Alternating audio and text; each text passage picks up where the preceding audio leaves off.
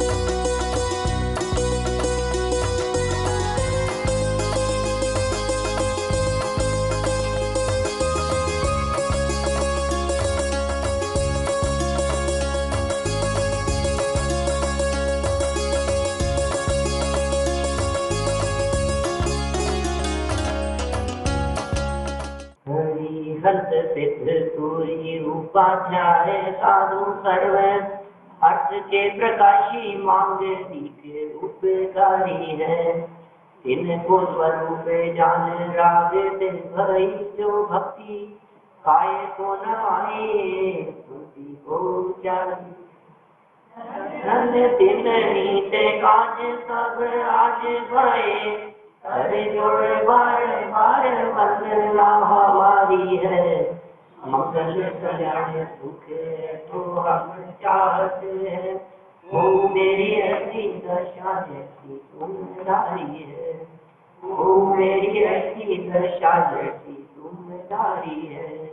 ओ मेरी ऐसी दशा जैसी तुमदारी है। क्षत्र चूड़ामणि नामक यह ग्रंथ, जिसके 8 लंग माने 8 चैप्टर पूर्ण हो चुके हैं और जीवेंद्र कुमार का आनंद पूर्वक विवाह संपन्न हुआ। उसकी मन में जो एक इच्छा थी वह इच्छा सहज ही पुण्य के उदय से पूर्ण हो गई। माने जब पुण्य का उदय होता है तो इच्छाएं अपने आप ही पूर्ण हो जाती है, बिना प्रयत्न किए हुए, बिना कुछ कहे हुए, बिना कुछ बोले हुए। तो आपको कुछ बोलने की जरूरत नहीं है, आपको कुछ कहने की जरूरत नहीं है। मैंने कितनी जबरदस्त बात इन्होंने यहाँ कह दी कि सुनो, आपका पुण्य का उदय होगा तो बिना इच्छा के काम हो जाएगा। कार्य तो तुम्हारे उदय प्रमाण होता है। आप सोचते हो मेरे करने से हुआ है, सच्चाई यह है कि तुम्हारा करना धरना कुछ काम नहीं आता। जो होता है अपने उदय प्रमाण होता है। पुण्य का उदय हो तो काम अनुकूल होता हुआ दिखाई देवे, पाप का उदय हो तो काम प्रतिकूल होता हुआ दिखाई देवे। काम हो रहा है उदय के हिसाब से, ये समझता है कि मैंने किया। इतना बड़ा भ्रम है। मतलब काम हुआ अपनी योग्यता से, जिसका जैसा उदय था उसके प्रमाण में काम होगा। और समझ क्या लिया, मैं कर रहा हूं, मैं नहीं करूंगा तो कैसे होगा ये काम। होता स्वयं जगत परिणाम, सारे जगत का परिणाम, सारे जगत का परिणाम स्वतंत्र अपनी योग्यता से होता है। तेरा उदय उसमें निमित्त है, उदय निमित्त है और मैं बोले कुछ नहीं है, जीरो है। किस धोखे में है, किस गलतफहमी में बैठा हुआ है कि हमारे करने से ऐसा हुआ है। कितना स्पष्ट शब्दों में कह दिया। मन में विचार मात्र आया कुछ करने का, मन में इतना सा विचार आ गया कि मैं कर लूं, मैं करूँ, बस ये काम हो जाए तो अच्छा रहे। और देखो आप, पुण्य का उदय अपने आप सारी सेटिंग बैठा देता है, अपने आप सारी व्यवस्थाएं बैठ जाती है, सारी सेटिंग हो जाती है अपने आप पुण्य के उदय से। तो साहब ये पुण्य का उदय आता कहां से है, ये तो बताओ। तो इन्होंने एक वाक्य पीछे दिया था जिसमें एक शब्द कहे थे, विशिष्ट जाति का। ये जो पुण्य का उदय है ना, ये स्पेशल पुण्य का उदय है। माने आपने कुछ उत्कृष्ट जाति का पुण्य बांधा होगा, और उत्कृष्ट पुण्य उस स्वाध्याय से बनता है, उत्कृष्ट पुण्य तत्व चिंतन से बनता है, उत्कृष्ट पुण्य वस्तु स्वरूप के विचार से बनता है। आप पुण्य को यदि अलग अलग स्तर में कैटेगराइज करो, यदि पुण्य को अलग अलग लेवल बनाओ पुण्य के, तो जितनी बातें आपको लगती कि इसमें पुण्य होता है, इसमें पुण्य होता है, इसमें पुण्य होता है, आपको ऐसी 25-50 बातें यदि दिखाई देती हो कि इन बातों में पुण्य होता है, आप उन सबकी एक लिस्ट बना लो, ये भी पुण्य है, ये भी पुण्य है, ये भी पुण्य है। अब उसमें सीरियल नंबर डालो उनमें, क्या दीपेश जी, उनमें सीरियल नंबर डालो कि ये पुण्य और ये पुण्य, इन दोनों बातों में ज्यादा पुण्य किसमें होगा, तुलना करो। तो तुलनात्मक दृष्टि से देखोगे, देखो गरीबों को भोजन कराने में भी पुण्य बनता है, कबूतरों को ज्वार डालने में भी पुण्य बनता है, पूजन करने के भावों में भी पुण्य बनता है, और उपवास करने के परिणामों से भी पुण्य बनता है, स्वाध्याय करने के परिणामों से भी पुण्य बनता है, तत्व चिंतन मनन से भी पुण्य बनता है, और गाय को रोटी देने से भी पुण्य बनता है। अब कितनी तरह की बातें हो गई। अब इनमें नक्की करो कि उत्कृष्ट जाति का पुण्य कौन सा होगा, माने स्टेप बाय स्टेप, माने मक्खी मच्छर कीड़े मकोड़े को बचाने का परिणाम और एक मनुष्य गति के जीव की सेवा करने का परिणाम, दोनों पुण्य भाव है ना। हमने की भक्ति और हमने की पूजन, हमने पूजन की और हमने स्वाध्याय किया, एक ने स्वाध्याय किया और एक ने तत्व चिंतन मनन किया, एक ने चिंतन मनन किया और एक ने उपयोग को स्वरूप में एकाग्र करने का प्रयास किया। माने पुण्य का लेवल बढ़ता जा रहा है, और ये पुण्य का लेवल बढ़ते बढ़ते वो जब हमने स्वरूप चिंतन की बात कही, आत्म चिंतन की बात कही, वस्तु स्वरूप के चिंतन की बात कही, एकाग्र चित्त होकर के ध्यान अवस्था में बैठा हुआ है और उसका चिंतन कर रहा है, अब वो चिंतन भी उत्कृष्ट सीमा तक पहुंचे और चिंतन भी टूट जाए तो पुण्य से उठ करके धर्म हो गया। सर्वोत्कृष्ट पुण्य कहां होगा, सर्वोत्कृष्ट पुण्य होगा आत्म अनुभूति तो शुद्धोपयोग है, आत्मलीनता तो शुद्धोपयोग है, उस शुद्धोपयोग से जस्ट पहले वाला जो परिणाम है वो शुभ परिणाम, वो सर्वोत्कृष्ट जाति का पुण्य परिणाम है, करण लब्धि के परिणाम। माने शुद्धोपयोग आत्मलीनता की अवस्था, वो तो जैन साहब अबंध है, उसमें बंधन नहीं है, वो बंधन का कारण नहीं होता, आत्मलीनता शुद्धोपयोग। हाँ, उसके साथ में रहने वाला जो शुभ भाव है वो पुण्य बंधन का कारण है। अब देखो, व्रत बहुत करता है, पूजन बहुत करता है, उपवास बहुत करता है, सेवा बहुत करता है, दान बहुत देता है, गरीबों का सहयोग करता है, बहुत बहुत करता है। अरे वाह, कितना पुण्य। देखो आप, वो शिविर लगा दिए हमने, कौन से, नेत्र चिकित्सा शिविर, हमने शिविर लगा दिए कि आपके सब देखेंगे, चेक करेंगे आपके सारे शरीर को, ENT शिविर लगा दिया हमने, और फ्री निःशुल्क नेत्रों में लेंस लगाए जा रहे हैं, शिविर लगा दिए हमने, ब्लड डोनेशन कैंप लगा दिए हमने। और क्या हो रहा है, ऐसा आयोजन जिसमें सारा संगठन मिलकर के अस्पताल जाएगा और गरीब मरीजों को संभालेगा, उनकी सेवा करेगा, फल वितरण कर रहे हैं, पुण्यवान। ये सब बातें हैं, लेकिन वही इन बातों से वो उत्कृष्ट जाति का पुण्य नहीं है जो मनोवांछित कार्य को संपन्न करने में समर्थ हो, धर्म के अभाव के लिए भी नहीं है, और आपके मन में विचार मात्र आया और आपका काम संपन्न हो जाए, ये पुण्य कैसे बनता होगा? ये जीवनधर कुमार का बंधा है। ठीक बात है। जैसे जैसे जो प्रश्न है आपका, 2 इंद्रिय जीव की अपेक्षा से 3 इंद्रिय जीव की रक्षा के परिणामों में पुण्य बंध ज्यादा होता है। 3 इंद्रिय जीव की रक्षा से 4 इंद्रिय जीव, 4 इंद्रिय से पंचेंद्रिय जीव की रक्षा में पुण्य बंध ज्यादा होता है। क्योंकि ये जो रक्षा का परिणाम है, ये उत्कृष्ट जाति का परिणाम है कि बचा सकता हूं, यह मान्यता तो महापाप है। मैं बचा सकता हूं, ये मान्यता यदि बैठी हुई है वो महापाप है। लेकिन बचाने का जो परिणाम आ गया है, किस जीव की तुलना में किसको बचाने का परिणाम, इसी तरह से जैसे उत्कृष्ट जीवों के बचने में उत्कृष्ट पुण्य बतलाया, उसी तरह से उत्कृष्ट जीवों की हिंसा में उत्कृष्ट पाप बतलाया। जैसे कोई व्यक्ति ये कहे कि साहब आप क्या बात कर रहे हो, हम शराब पीते हैं उसमें भी जीव मरते हैं, और पानी पीते हैं उसमें भी तो मरते हैं। ऐसी बातें करते हैं लोग। क्या दूध पीने में हिंसा नहीं होती है क्या? उसमें भी तो हिंसा होती है। तो भाई किसमें हिंसा कम होती है और किसमें हिंसा ज्यादा होती है, ये तुझे विचार करना पड़ेगा। जिसमें ज्यादा हिंसा होती है उससे पहले बचो, जिसमें कम हिंसा होती है उससे भूमिका अनुसार बचने का प्रयास करो।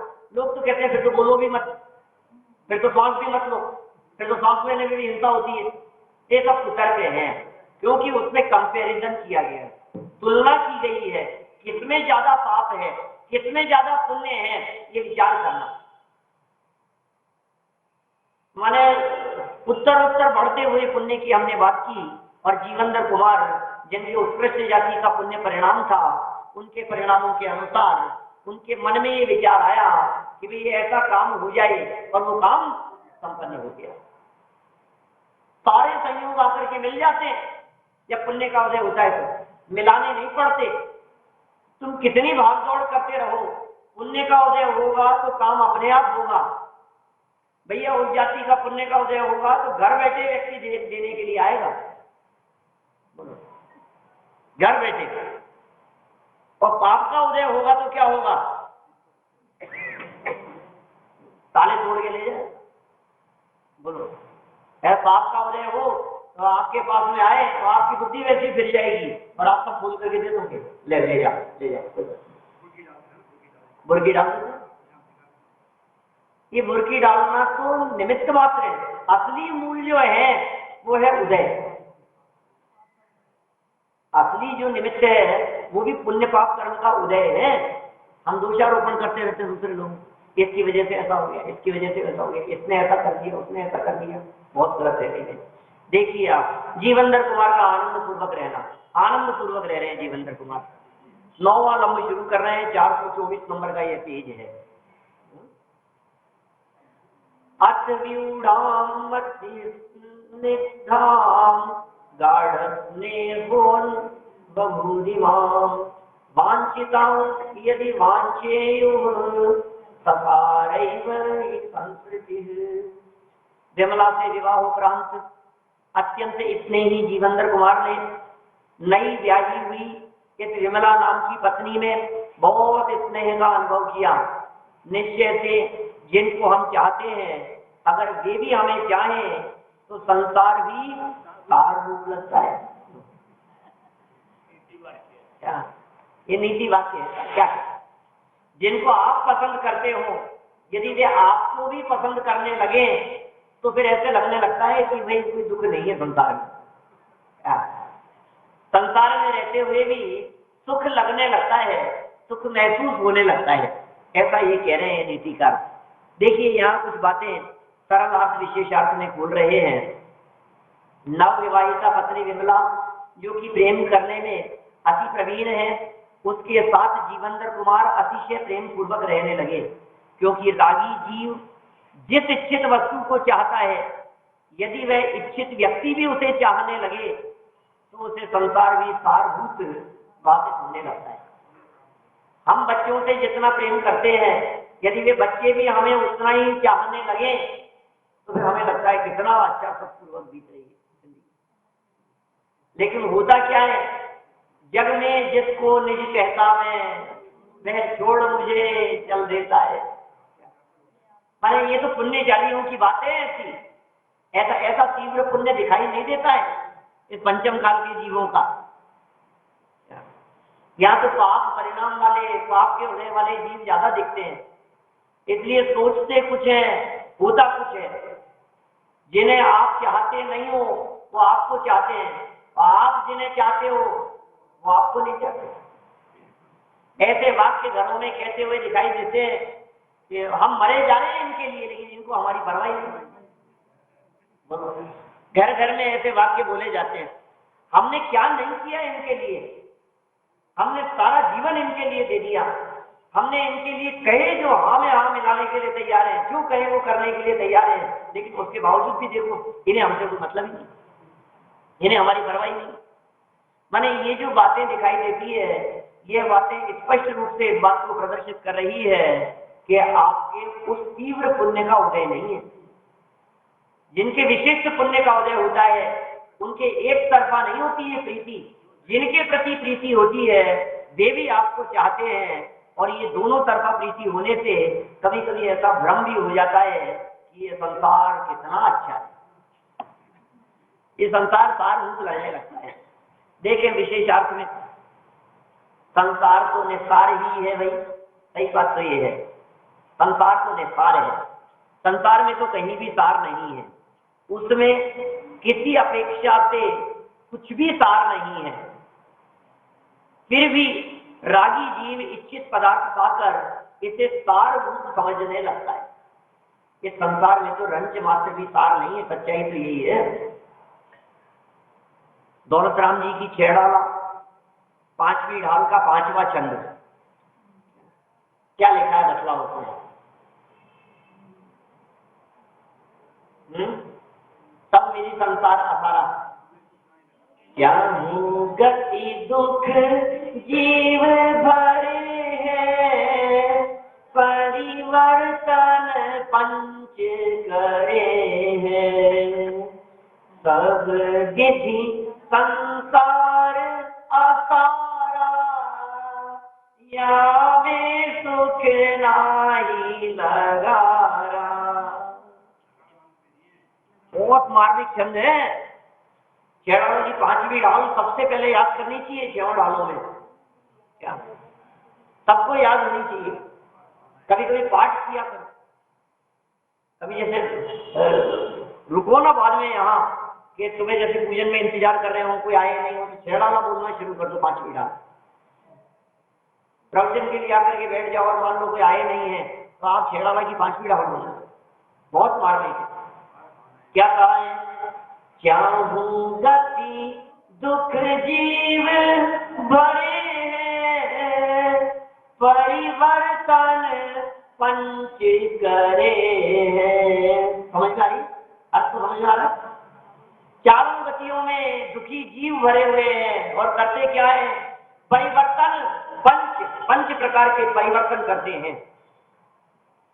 सब विधि संसार असारा, सब प्रकार से ये पूरा का पूरा संसार ये असार है, सार नहीं है इसमें।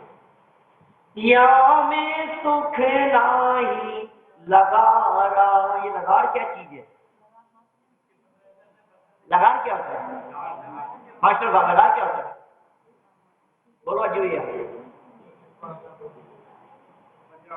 माने हलवाई की कढ़ाई, और कढ़ाई में से पूरा दूध खत्म हो जाने के बाद खुरचन निकाल करके उसने पूरा सब साफ कर दिया, और उसके बाद उसने कढ़ाई धुलने के लिए रख दी। अब कुछ नहीं है ना उसमें। अब जो आसपास में जो पशु हैं, कुत्ते हैं, वो आकर के उस कढ़ाई को चाटते हैं, कुछ मिल जाएगा क्या? अब ये भी क्या मिलेगा उसको? बोलो। लगार उसे कहते हैं, लगार। वो जो बचा रह गया है ना, थोड़ा बहुत जो कुछ अंश दाने लगे रह गए होंगे, उसका नाम है लगार। ये कह रहे हैं इस संसार में तो लगार जितना भी नहीं। ये संसार इतना आसार है, इस संसार में रंच मात्र भी सुख नहीं है। जितना सुख दिखाई देता है ये सिर्फ भ्रम जनित सुख जानना चाहिए, सिर्फ और सिर्फ भ्रम है, इसके अलावा और कुछ नहीं है। देखिए आप क्या कह रहे हैं, जीवंदर कुमार विमला पर मोहित थे, वे उसे विशेष चाहते थे, विमला भी प्रेम करने में प्रवीण थी तथा वह भी जीवंदर कुमार से विशेष स्नेह रखती थी। अतः दोनों को राग परिणाम की वर्तमान पर्याय में तात्कालिक सारपना बाधित होता है, तात्कालिक टेम्परेरी। अतः दोनों का समय सानंद व्यतीत होने लगा। पूर्व पुण्य के उदय से जब जीव की इच्छानुसार कुछ अनुकूल घटित होने लगता है तब उसे इच्छित वस्तु की प्राप्ति में सुखाभास होने लगता है। बोलो, आपको ऐसा लगे कौन सी गाड़ी पसंद है? आपको जो गाड़ी पसंद है कई बार उसके बारे में सोचते रहते हैं आप, और आपके बर्थडे पर पिताजी ने वही गाड़ी गिफ्ट दे दी। ओ मैं तो सोच भी नहीं सकता, क्या मिल गया मेरे को, ऐसा लगता है ना? क्यों? सात्विक की बर्थडे पर उसको कोई बाइक गिफ्ट कर दो, आप हैं स्कूटी गिफ्ट कर दो, तो कैसा लगता है? वो सोचा भी, जब उसको पहले से पता हो कि ये चीज मिलने वाली है तब फिर वो आनंद नहीं आता। वो जो सरप्राइज है उसका आनंद कुछ और होता है। अभी ये कह रहे हैं यहाँ इच्छानुकूल घटित हो जाए, मन माफिक घटित हो जाए।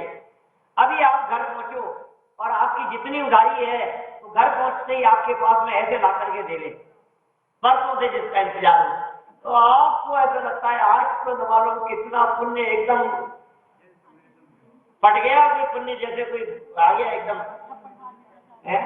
ये क्या हुआ, ये हाथ कहां से गया इतना पुण्य, अचानक क्या हो गया? तो ये कह रहे हैं इच्छित वस्तु की प्राप्ति होने से सुखाभास होने लगता है। आपको ऐसे लगने लगता है कि सुख मिल गया, आनंद आ गया, जीवंदर कुमार ने जिसे चाहा था वो प्राप्त हो गई, और ऐसा पुण्य का उदय सहज ही आ गया। अब सुख शांति पूर्वक रहने लगे, सुखाभास। अब लग रहा है संसार लगने लगा है ये सार, अब संसार मुझे सारभूत लगने लगा है, अब इस संसार में मुझे सुख लगने लगा है, अब इस संसार में मुझे आनंद भाषित होने लगा है। ये क्या हो गया है? उसे ही यहाँ उपचार से सारभूत संसार कहा है, जो कि उचित ही है। सारभूत कह दिया है भाई, आचार्य देव कह रहे हैं सारभूत, लेकिन उपचार मात्र है, कथन मात्र है, किसी विवक्षा मात्र है, वास्तविकता यहाँ नहीं है। देखिए क्या कह रहे हैं, जितेंद्रियों का निर्णय पक्का। जितेंद्रिय जीवों का कैसा पक्का निर्णय होता है, इसे 2 नंबर के श्लोक में देखिए। ततो समगच्छत अन्यरोधी नहीं क्वापि वर्तते वशिनां मनः। फिर वे जीवंदर कुमार उस अपनी स्त्री को समझाकर और वहीं छोड़कर अपने मित्रों से आकर मिले। अब ये जो जितेंद्रिय जीव होते हैं ना, जो जीत लिया है जिन्होंने विषय कषाय इंद्रियों को, उन जीवों का कैसा निर्णय हो जाता है। वो सब छोड़ करके वे चल दिए अपने मित्रों के पास में। निश्चय से जितेंद्रिय पुरुषों का मन कहीं पर भी दूसरों से रुकने वाला नहीं होता है। जितेंद्रिय पुरुषों का मन रुकने वाला नहीं, अटकते नहीं है वो कहीं। अज्ञानी जीव तो अटक जाते हैं, उनका मन तो अटक गया किसी भी जगह पर। जहां मन अटक गया है वहां अटके रहेंगे। अभी कह रहे हैं तुम यदि अटके रहोगे तो संयोग तो शाश्वत रहेंगे नहीं, तुम ही दुख पाओगे। क्या बात, हमारा मन यदि कहीं किसी जगह पर अटक गया है मान लीजिए और रुक गया है वहीं, अब वो चीज तो परमानेंट नहीं है ना। अब जब वो विषय, जब वो वस्तु, जब वो पदार्थ परमानेंट नहीं है, जब वो चले जाएगा तो उसके चले जाने पर तकलीफ कितनी होगी। इससे पहले कि वो पदार्थ या संयोग हमें छोड़ करके चले जावे, जितेंद्रिय जीव स्वयं उसे छोड़ लेने का निर्णय कर लेते हैं। बैरागी वृत्ति वाले जो जीव होते हैं उनकी ऐसी ही दशा दिखाई देती है। देखिए आप क्या कह रहे हैं, जीव ये छोड़ करके चले गए, आकर मिले, निश्चय से ये रुकने वाला नहीं होता। सरल अर्थ देखो नीचे, सरल अर्थ। एक दिन जीवेंद्र कुमार ने अपनी पत्नी विमला को अपने संबंध में सब कुछ बता दिया। उनको बता दिया कि मैं कौन हूं, मैं कहां से आया हूं, कहां का राजकुमार हूं, और कहां के राजकुमार का क्या सवाल है, इसी राजपुरी नगरी का तो राजकुमार है, इसी में तो आ गए नहीं। ये घूमते फिरते हुए अपनी ही नगरी में तो घूम रहे थे, अपनी नगरी के बाहर चक्कर लगा रहे थे चारों तरफ से, और देखते देखते अचानक वो बॉल सामने गिर गई थी। ऐसी ऐसी घटना घटी थी। सब कुछ बता दिया संबंध में, अपने संबंध में, तथा उसे समझाकर वहीं ससुर सागर दत्त के पास छोड़कर अपने मित्रों से मिलने के लिए प्रस्थान कर गए, क्योंकि जितेंद्रिय पुरुषों के मन को कोई आकृष्ट या वशीभूत नहीं कर सकता। लो, अभी तो वशीभूत हो गए थे, टेम्परेरी, थोड़े समय के लिए, उसके बाद में फिर वही विरक्ति। विशेष अर्थ देखें, जीवेंद्र कुमार अपने मित्रों को राजधानी राजपुरी के एक उद्यान में छोड़कर अकेले ही नगर भ्रमण को आए थे। मालूम है ना अपने को, वहां से आए थे, कहां से, हेमावा नगरी से। हेमावा नगरी से आए थे अपने दोस्तों के साथ अपनी नगरी के पास में, उनको वहीं जंगल में छोड़ा और नगर में घूम रहे थे इधर उधर। ये कह रहे हैं नगर भ्रमण के लिए आए थे और यहाँ अनपेक्षित विमला से विवाह संपन्न हो गया। जी, मित्रों को भी नहीं बुलाया विवाह में, माँ को भी नहीं बतलाया, बुलाया भी नहीं, रास्ते में माला लग गई, वरमाला बस गले में, ऐसा हो गया। जीवेंद्र कुमार और विमला में परस्पर गाढ़ स्नेह हो गया है, फिर भी विमला उनके मन को ऐसा नहीं जीत सकी कि वे अपने भविष्य की राज्य प्राप्ति विषयक योजनाओं को छोड़कर उसके पास ही रह सके। माने ऐसा नहीं हो सकता, कितनी भी प्रीति क्यों नहीं हो, समझदार व्यक्ति अपने लक्ष्य से भ्रष्ट नहीं होते। उनका लक्ष्य तो राज्य प्राप्ति का है। माँ को वचन देकर के आए थे कि माँ चिंता मत करो, मैं कितनी शक्ति है मेरे पास में, स्वयं प्रशंसा, आत्म प्रशंसा वाला श्लोक दिया था उस संबंध में। तुम चिंता मत करो, मैंने ऐसे ऐसे काम किए, इतनी शक्ति सामर्थ्य है मेरे पास में। तो ये कह रहे हैं इन योजनाओं को, जो राजपाट को जीतने वाली योजनाएं थी, उन योजनाओं को छोड़कर वे उसके मोह में अटक जावे, ऐसा नहीं हुआ, उसके पास ही रह सके, ऐसा नहीं हुआ। जीवेंद्र कुमार तो जितेंद्रिय है, ये पत्नी विमला को अपनी भावी योजनाओं को बताकर उसको पियर में छोड़कर अपने मित्रों से मिलने उद्यान की ओर चल पड़े। जितनी जितनी पत्नियों से शादी की है, लड़कियों से शादी की थी, उन सबको अपने अपने पियर में छोड़ रखा है, अपने अपने पियर में छोड़ रखा है। छोड़ने के लिए नहीं, ये राजपाट मिलने के बाद सबको वापस बुला लेगा अपने अपने घर। अभी व्यवस्था ही नहीं है, अभी करे क्या बताओ, अभी कहां ले जाए, अभी खुद के पास ही घर नहीं है, क्यों था, अभी खुद ही ठोकरे खा रहा है, इधर उधर घूम रहा है, भटक रहा है, अब कहां ले जाएगा और कहां जंगल में रखेगा अपने साथ में। नगर नहीं है, घर नहीं है, मकान नहीं है, कहीं नहीं है। आपको ऐसा फील तो हो रहा था कि छोड़ छोड़ के चल देते, लेकिन करें क्या, लेके कहां जाए ये बताओ। वो सीता की बात अलग थी कि 14 वर्ष के वनवास में रामचंद्र जी साथ ले गए, उसके लिए भी रामचंद्र जी ने तो खूब मना किया था, क्या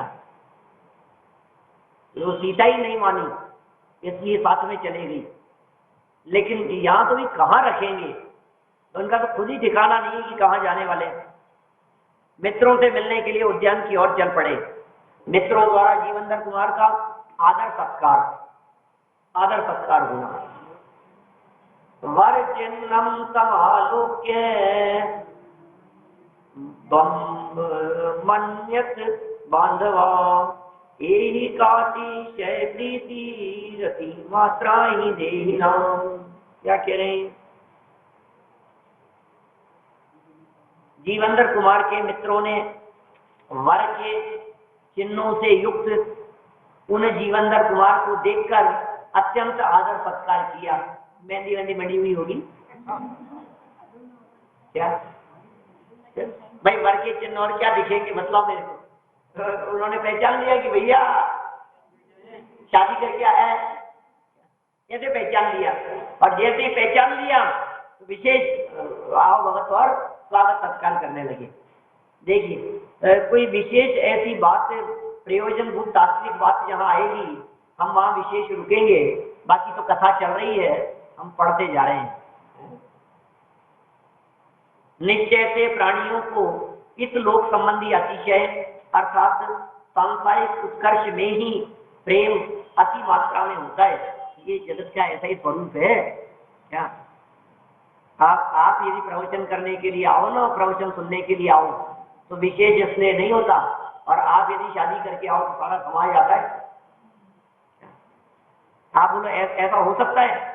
जैसा निमंत्रण आपने अपनी 25वीं एनिवर्सरी मनाने में दिया, वैसा आमंत्रण 10 लक्षण पर्व के अवसर पर यहाँ लोगों को सुनने के लिए आने के लिए दे सकते थे? बोलो, सबको निमंत्रण भेजे। बोलो ऐसा भी हो सकता है क्या कभी कि हम सबको 1000 लोगों को हमने कार्ड बांटा है, 1000 लोग आएंगे हमारे यहाँ शादी में, तो 1000 लोग शादी में आएंगे तो आप उन 1000 लोगों को ये नहीं कह सकते हो कि इसके अगले दिन हमने विधान रखा है वहां आना है, इसके 2 दिन बाद में हमने वहां प्रवचन का आयोजन रखा है, आपको 1000 लोगों को वहां आना है। पहले प्रवचन सुनेंगे और फिर उसके बाद में बाहर बैठ करके नाश्ता करेंगे।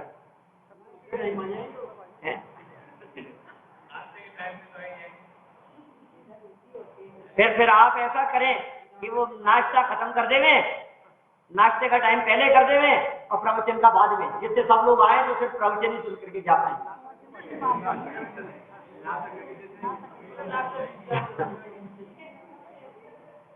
कैसे भी कर लो, लोग सुनते नहीं है, लोग मानते नहीं। हमें ऐसी रुचि है ही नहीं, सच में हमारे मन में ऐसी रुचि नहीं है।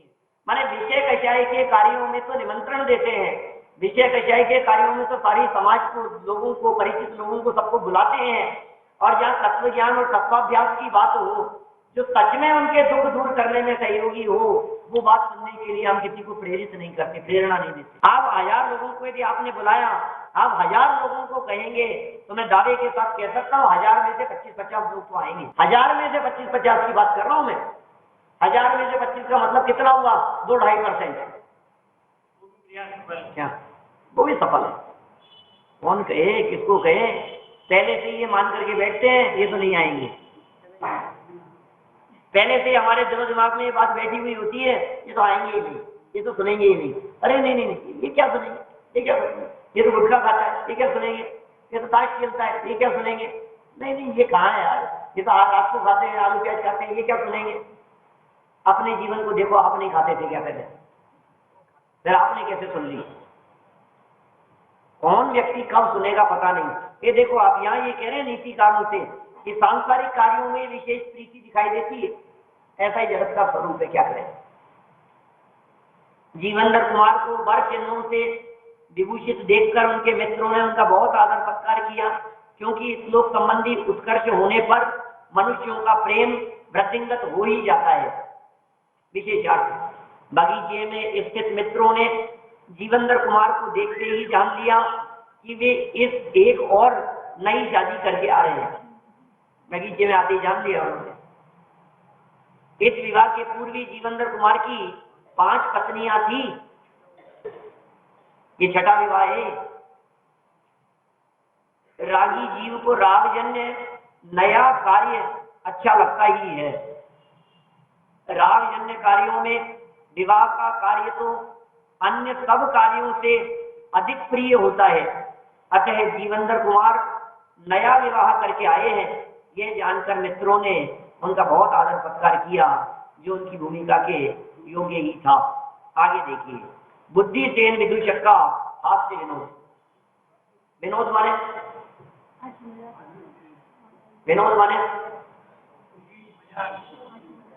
मजाक, प्रसन्नता, हंसी खुशी। विनोद जी की बात कर रहा हूँ। देखो, अब्रवीदस्य सोत्प्रासं बुद्धिशेनो विदूषक बहुद्वारा ही जीवानां पराराधन दीनता। फिर इन जीवनधर कुमार के बुद्धिसेन नामक विदूषक ने हंसकर कहा,